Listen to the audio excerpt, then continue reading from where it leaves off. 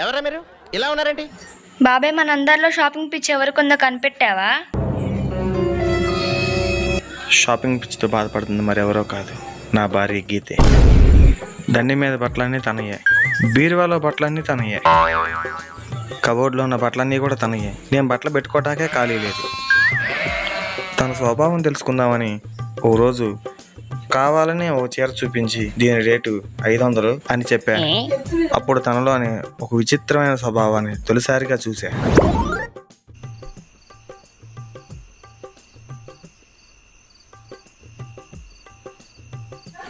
గీత, ఈ చీర రేటు 500 కదా?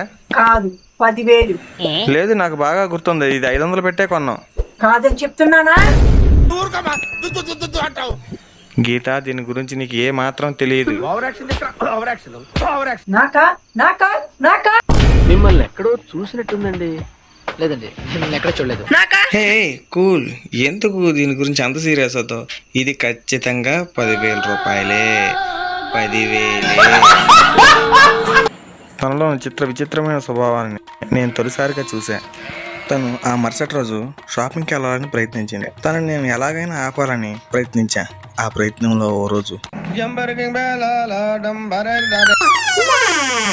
ఏదో తేడాగా ఉందంటే.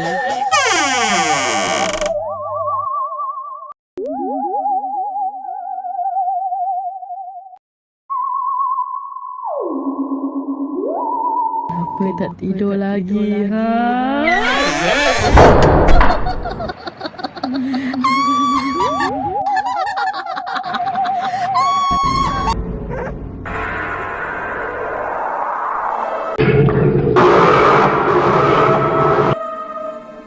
గీత, ఇక్కడే ఉన్నావా?